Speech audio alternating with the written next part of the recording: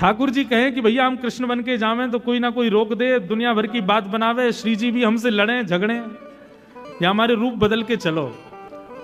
तभी ठाकुर जी ने नंद गांव में एक जोगी को देखा, घर घर जाके हाथ देख करके महाराज भविष्य बता रहा है। ठाकुर जी बोले ये बढ़िया है, मधुमंगल श्री दामा ऐसी पोशाक लाओ हमारे काजी। बोले क्यों, हम भी जोगी बन के जाएंगे। बोले क्यों, किशोरी जी की हाथ रेखा देख के आमे ने बता के आमे उनको भविष्य कैसा है। ठाकुर जी जोगी बन करके जा रहे हैं, श्री मलुकदास जी महाराज इसका वर्णन कर रहे हैं। तो महाराज जी यहाँ पे बोले इंद्रेश जी, मलियागिरी भस्म ब्राजे मानो सुर डमरू बाजे। श्री मलुकदास जी महाराज कह रहे हैं मलियागिरी भस्म, मलियागिरी तो चंदन होता है, भस्म कैसे हो गई। मैंने कहा हाँ महाराज जी ये बात तो सही है, मलियागिरी तो चंदन होता है, भस्म कहां से हुई। तो वे कह रहे हैं, बोले भैया श्री किशोरी जी के दर्शन की ऐसी अग्नि लगी है ठाकुर जी के चित्त में कि मलियागिरी चंदन लगाया, लेकिन किशोरी जी की दर्शन की लालसा से उस चित्त में दर्शन की अभिलाषा की अग्नि से वो चंदन भस्म बन गया। वाह, ऐसे तड़प रहे हैं, ऐसे मचल रहे हैं किशोरी जी को देखने के लिए, लगायो तो चंदन है लेकिन भस्म बन गया है। अब जोगी बन गए ठाकुर जी, पहुंच गए बरसाने अलख निरंजन, डमरू बजावे, कोई भविष्य दिखवाओ, कोई हाथ दिखवाओ, कोई जन्म पत्री दिखवा लो। ललिता विशाखा सखियां सब देख रही थी।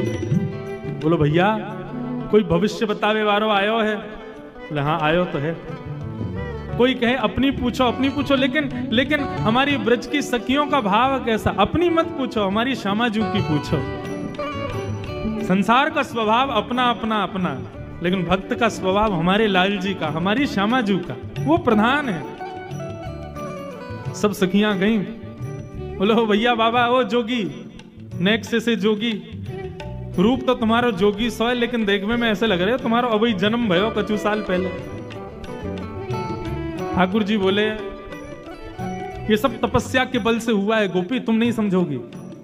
हमने हिमालय पे बड़ी तपस्या करी है। हमारी आयु कितनी है? हाँ ये संग में हमारा सेवक है, ये बतावे। हाँ बताओ कितनी आयु? मधुमंगल भी गया था जोगी बन के। मधुमंगल बोलो हमारे महाराज जी 120 वर्षों से हिमालय पर तपस्या कर रहे हैं, लेकिन तपस्या के प्रभाव से इनके अंग प्रत्यंग की झुर्रियां चली गई हैं, देखने में ऐसे लगते छोटे बालक। दो चार सखियां बोली हमारो हाथ देखो। मधुमंगल बोले तुम्हें तो मैं ही देखूंगा, इधर आओ, तुम्हारे भविष्य को तो मैं बता दूंगा। हमारे महाराज जी तो राजा रानी आदि इन सब बड़े बड़े लोगों के हाथ देखें। बोले अच्छा।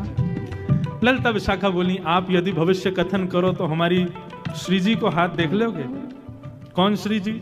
अरे या बरसाने की अत्यंत सुकोमला, अत्यंत सुमनोहरा, रसिक जनन के हृदय में सदा वास करवे वाली श्री वृषभानु नंदिनी हमारी श्यामाजू ने उनको भविष्य देख ले।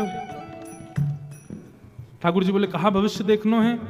बोले भविष्य में केवल इतना देख के बताए दो कि हमारी ऐसी सुकुमारी सुंदर किशोरी जी को ध्यान रखवे वारो कैसो होएगो। नेक वाक्य बारे में नेक बताए दो। हम तो यही बात की चिंता में कि हमारी किशोरी जी के भाव स्वभाव स्वरूप इतने सुंदर हैं कि कहीं उनकी जोर को कोई मिलेगा भी कि नहीं। जोगी बोला हाँ हाँ दिखाओ, बताओ कौन है, कहाँ है, दिखाओ, बोला अभी बताते हैं हम सब कुछ। जोगी को पकड़ करके लेके गए। इतने में ही श्री वृषभानु नंदिनी पधारी सन्मुख, और जैसे ही सामने आई हैं किशोरी जी तो दूर से ही देखें। बोले किसको पकड़ लाई हो ये? बोले बहुत बड़े जोगी हैं, 120 वर्ष से तपस्या करके इन्होंने अपने अंग की कांति को बिल्कुल बालक के समान कर लिया है। किशोरी जी गई, हाथ दिखाने लगी। ठाकुर जी हस्त कमल देखने लगे। बोली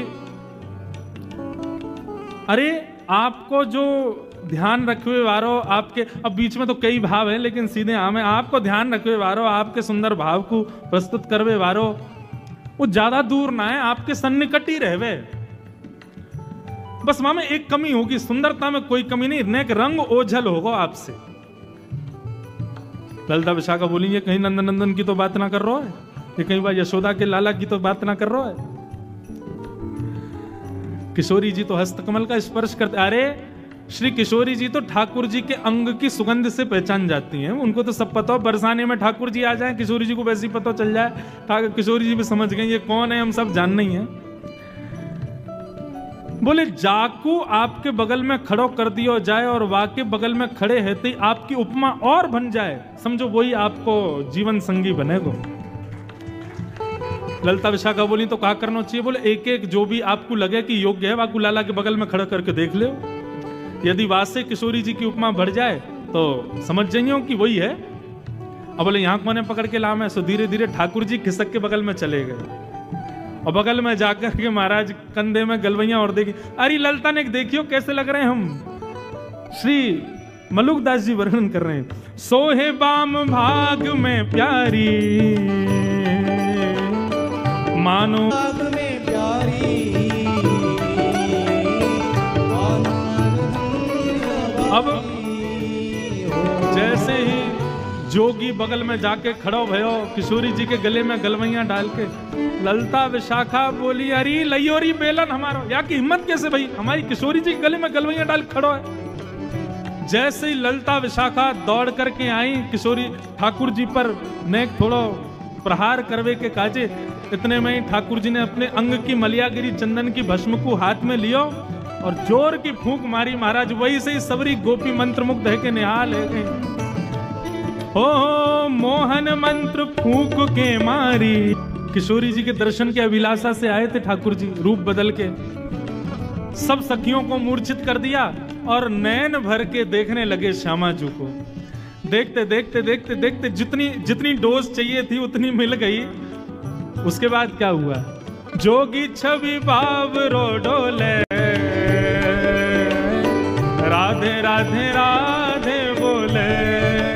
हाँ जोगी छवि बावरो डोले, राधे राधे राधे बोले। अरे हाँ जोगी छवि बावरो डोले, राधे राधे राधे